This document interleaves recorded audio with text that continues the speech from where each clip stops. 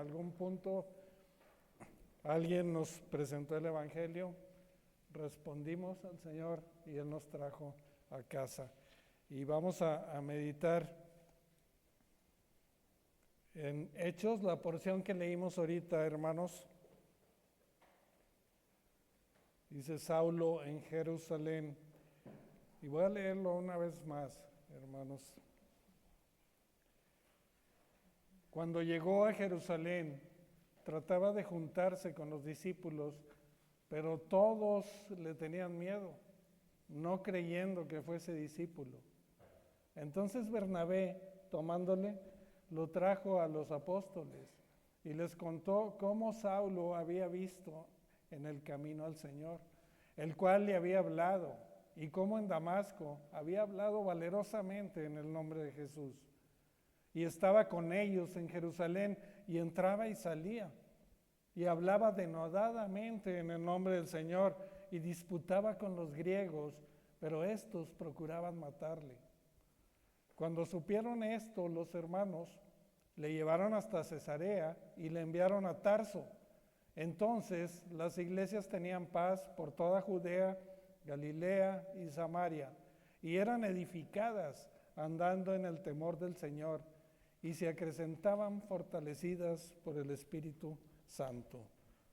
Vamos a orar, hermanos.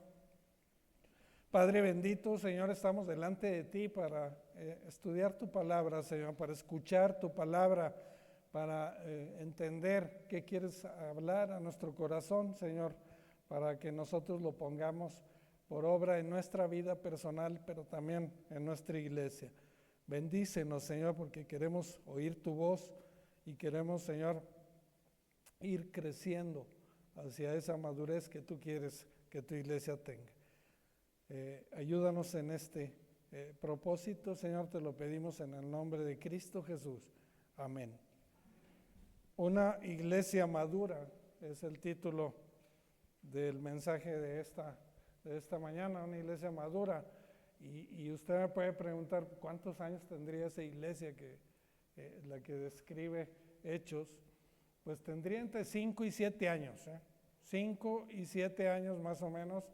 Algunos dicen que 10, pero bueno, entre 5 y 7, pongámoslo ahí, 5 y 7 años tiene la iglesia. Pero una de las evidencias, hermanos, más hermosas de la verdadera conversión es cuando la iglesia aprende a reflejar el amor de Cristo hacia afuera y hacia adentro también.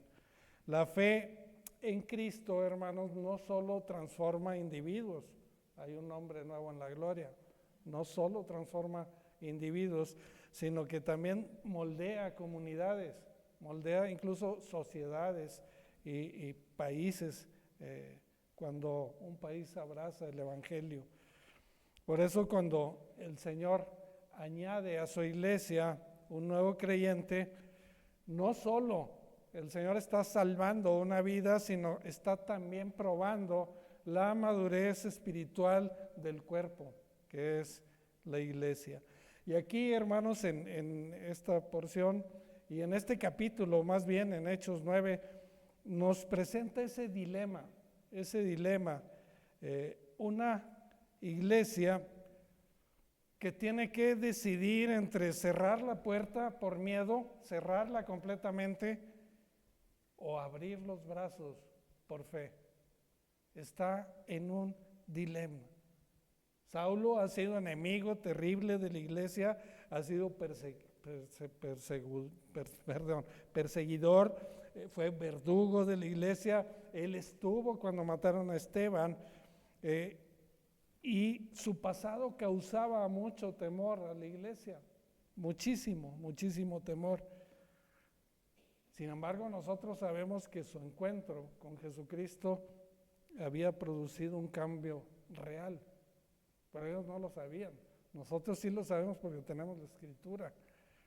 El problema, hermanos, no era si Saulo había cambiado. El verdadero problema es si la iglesia estaba lista para creer en el cambio que Dios había obrado en el corazón de Saulo. Pero la primera iglesia de Hechos no está sola en ese dilema. Cada generación, hermanos, cada generación enfrenta ese mismo dilema. Como iglesia, y las iglesias, todas las iglesias en sus expresiones locales, como me refiero yo siempre, ora por nuevos convertidos, hermanos, pero cuando Dios los manda o cuando llegan a la iglesia volteamos a verlos un tanto con una mirada de desconfianza, ¿no? O otras veces los recibe, pero no los integra a la vida de la iglesia. Sin embargo, hermanos, la doctrina de la comunión, de la coinonía cristiana, nos enseña que el Evangelio no solo reconcilia al hombre con Dios, sino que también reconcilia a los hombres entre sí. Y nos lo dice Efesios 2, 14 al 16, si lo quiere anotar para verlo después. Pero Él rompe la pared que los tenía divididos y los junta y reconcilia las partes, todas. Eso es lo que hace Dios. Luego de ser transformado por Cristo en el camino a Damasco, Saulo comienza a predicar y lo hace muy bien, lo hace con mucha valentía. Sin embargo, cuando regresa a Jerusalén, ¿se acuerda la vez pasada donde dejamos a Saulo? En un canasto. ¿Se acuerdan que tuvo que huir de Damasco? Pues él regresa a Jerusalén. ¿Y qué es lo que enfrenta primeramente cuando él llega allá a Jerusalén? Enfrenta rechazo y enfrenta desconfianza. Los creyentes de la primera iglesia estaban dudando de su conversión. Dudaban. Tenía un pasado tremendo, ¿no? Razones tenían, por supuesto. Y esta porción, hermanos, nos muestra cómo la aceptación de un creyente transformado y la unidad de la iglesia contribuyen realmente al extendimiento del reino de Dios. Cuando la iglesia aprende a recibir, aprende a reafirmar a las personas que Dios trae, a respaldarlos, avanza en la fe, avanza en la unidad y el Señor añade bendición, paz y crecimiento a su pueblo, como lo hizo en esa ocasión y como lo sigue haciendo ahora. Y el propósito, hermanos, de este mensaje es motivar a la iglesia, a mi iglesia, a practicar la aceptación cristiana, a fortalecer la comunión entre nosotros y a trabajar unidos por el progreso del Evangelio. Ese es el propósito de este mensaje.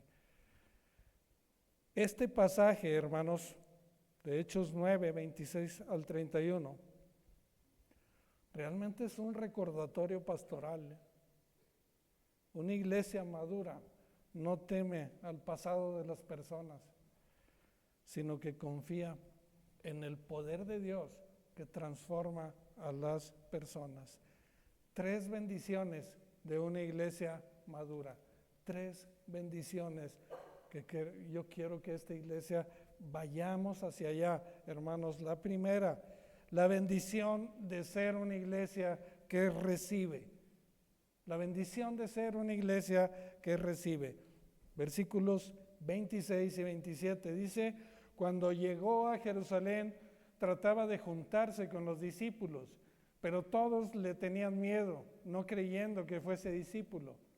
Entonces Bernabé, tomándole, lo trajo a los apóstoles y les contó cómo Saulo había visto en el camino al Señor, el cual le había hablado, y cómo en Damasco había hablado valerosamente en el nombre de Jesús. La bendición de ser una iglesia que recibe, una iglesia receptora, hermanos, pero pasa por algunas fases para ser una iglesia receptora.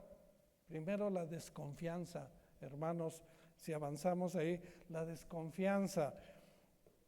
Después, hermanos, de toda la preparación que Saulo había recibido, él durante 3 años, recuerden que él predicó muy bien y luego se fue 3 años, nos dice el libro de Gálatas, a Arabia, y fue preparado por el mismo Dios. Pues él regresa a Damasco y experimenta esa tremenda persecución.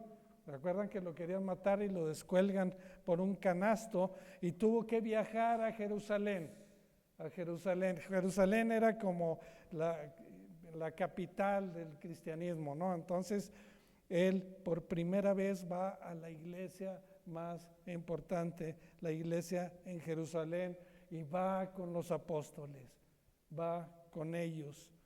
Pero lamentablemente, pues esos creyentes de Jerusalén estaban inseguros de lo que Dios había hecho en el corazón de Saulo.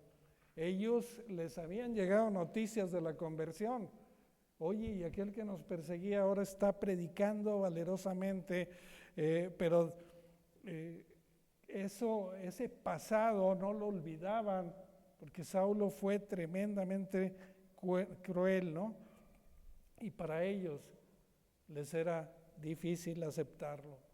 Piénselo un momento, hermanos, que Dios toca su corazón, alguien que persiguió a la iglesia, alguien que fue malo, por ejemplo, con nuestra congregación, y que de repente entra convertido. ¿Cómo lo veríamos nosotros, no? Puede pensar en Saulo, pobre Saulo, ¿no? 3 años antes había salido de Jerusalén y él era un hombre conocido, era un hombre destacado, pero ahora está completamente solo. Obviamente no puede acercarse a sus antiguos amigos del Sanedrín, lo odiaban, ahora querían matarlo ellos. No podía acercarse a los líderes religiosos. Y ahora su nueva familia se acerca a ellos, a sus nuevos hermanos en la fe. ¿Y qué dice el texto?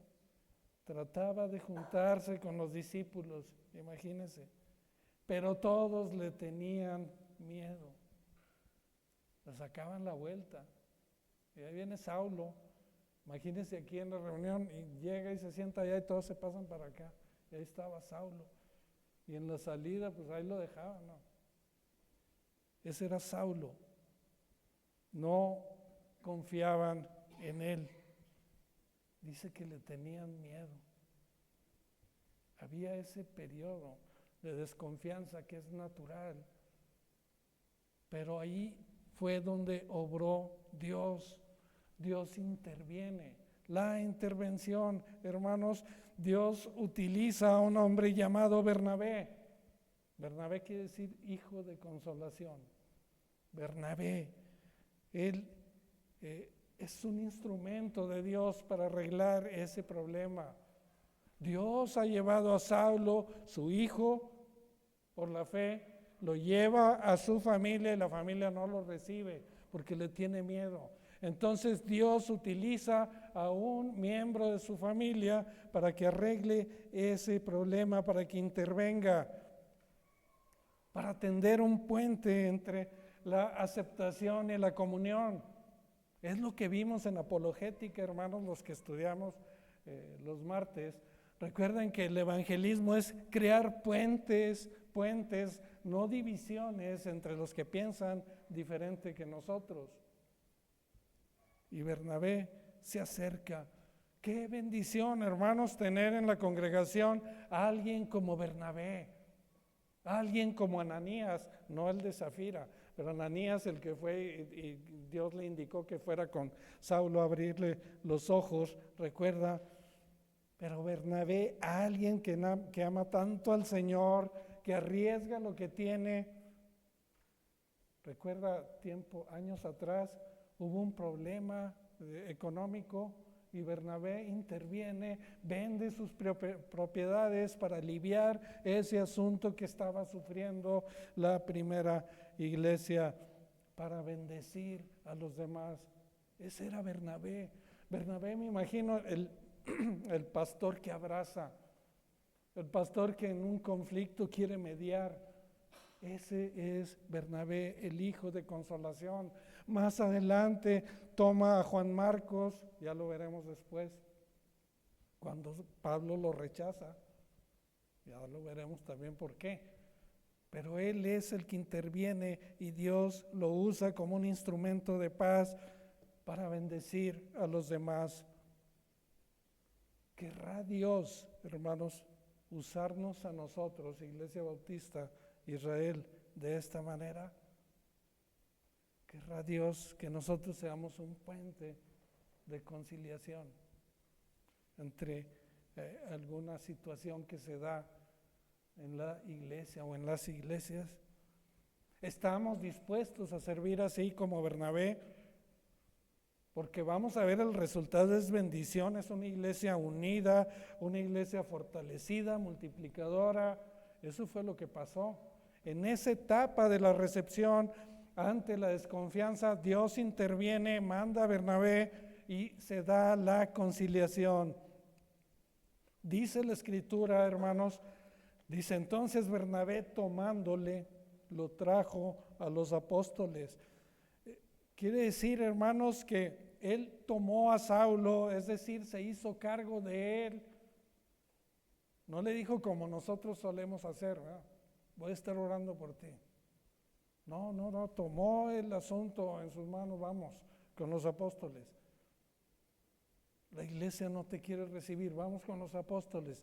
Ellos conocen más, ellos tienen una parte muy importante en la iglesia, tienen autoridad, vamos con ellos.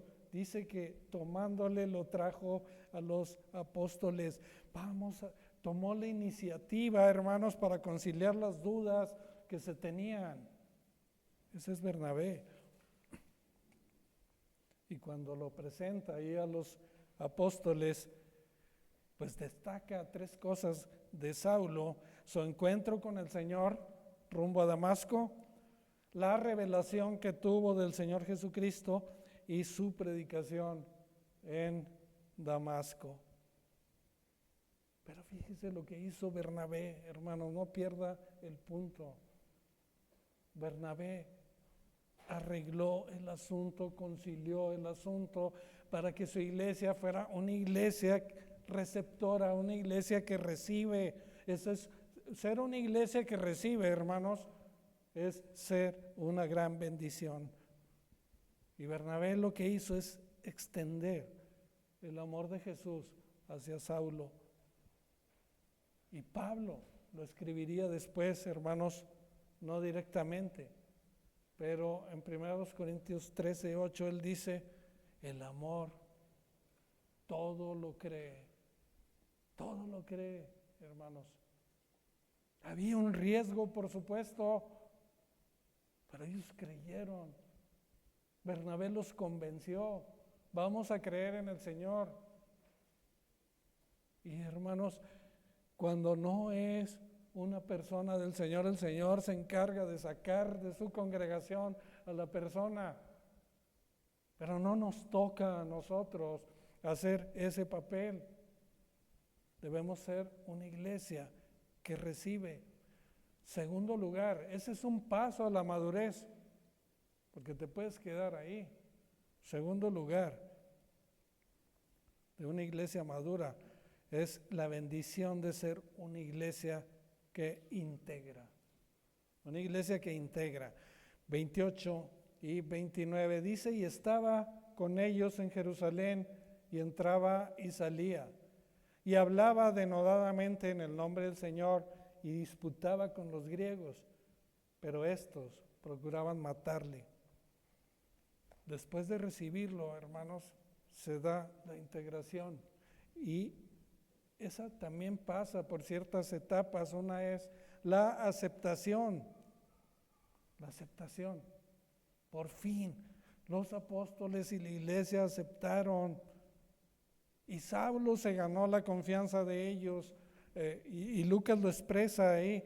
Dice que entraban y salían, es decir, andaba juntos para todos lados. Ahora son sus nuevos hermanos, sus nuevos amigos. Él entraba y salía con ellos de Jerusalén, dice la Escritura. Él comenzaba a disfrutar algo que es maravilloso, algo que es tremendamente maravilloso, hermanos, de la nueva vida espiritual, la nueva familia en Cristo. Y empezó a disfrutar del abrazo del hermano, del apoyo del hermano, de la exhortación del hermano. Esa es la familia. Y se da la aceptación, hermanos, como primer paso a la integración. Allí dice Gálatas también, 1:18, que estuvo 15 días allí. Estuvo 15 días. ¿Y sabe con quién se quedó? En la casa de Pedro, nos dice Pablo en Gálatas. Con Pedro. ¿Se imagina qué buen tiempo de compañerismo espiritual habrían pasado estos dos juntos, Saulo y Pedro? Y entonces se da la integración. Usted puede ver, hermanos, entre Pablo y Pedro, ¿no? Qué contraste de personalidades, ¿no? Imagine a Pedro, el pescador del norte de Palestina, de Galilea, rudo. Y en contraste vemos a Saulo, el intelectual, el culto, el educado, el que se educó a los pies de Gamaliel. Tan diferentes, tan juntos.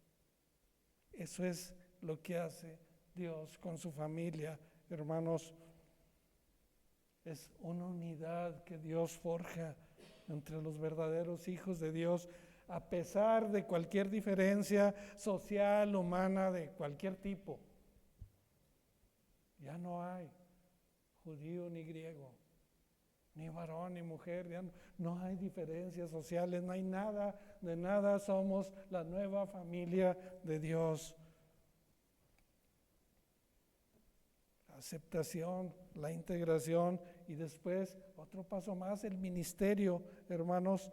Dice el versículo 29, y hablaba denodadamente en el nombre del Señor y disputaba con los griegos. Se puso a trabajar. Pudieron haber quedado en recibirlo, ¿no? Y lo recibes y ahí lo toleras y ahí lo dejas. Pero no lo integras nunca al cuerpo de Cristo. Nunca lo integraste. ¿Se imaginan ese error que hubiera cometido la iglesia con Saulo? Y él ya está en el ministerio.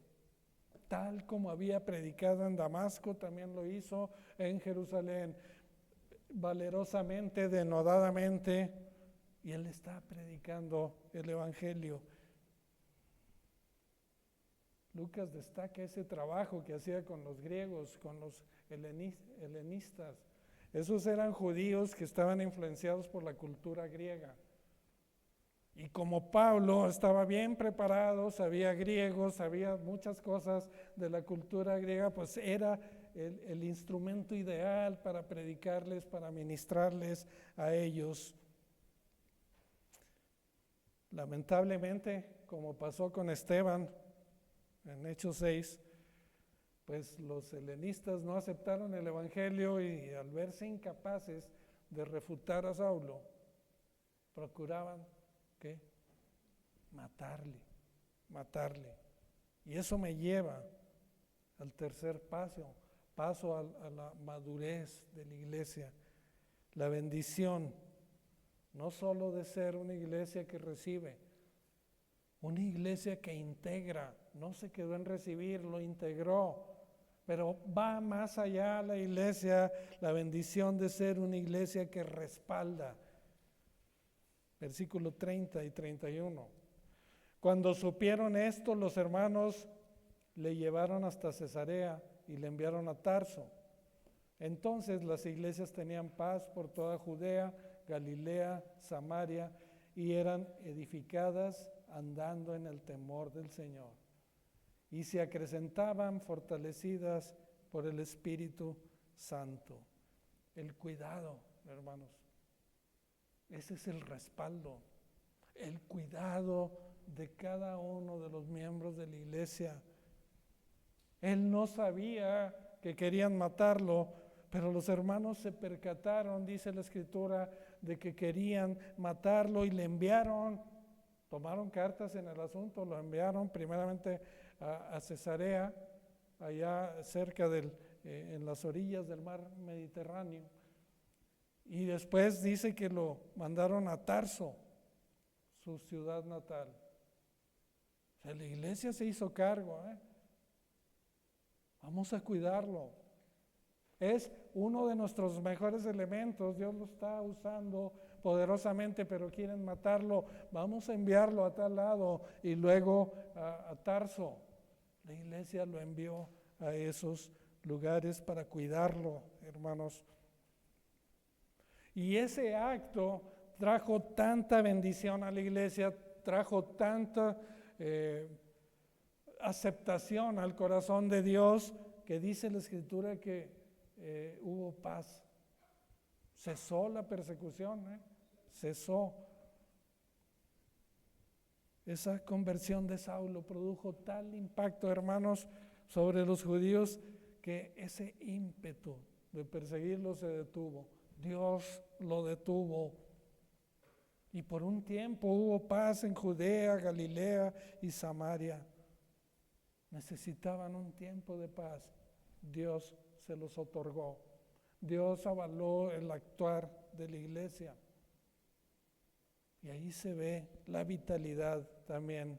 La vitalidad, hermanos, en una iglesia que respalda. Y Lucas destaca 3 características de la iglesia durante ese tiempo, aquí en el versículo 31. Entonces las iglesias tenían paz por toda Judea, Galilea y Samaria, dice, y eran edificadas, andando en el temor de Dios y fortalecidas por el Espíritu. Acrecentaban, fortalecidas en el Espíritu. El temor ellos eran edificados, dice, hermanos. Crecieron. Edificado quiere decir que creces en tu vida espiritual, que vas creciendo, que vas aprendiendo del Señor, y eso se va viendo en tu vida personal. Pero también dice del temor de Dios. Desarrollaron el temor de Dios. Fíjense cómo cambiaron el temor al hombre, a Saulo, al temor de Dios. Al temor de Dios.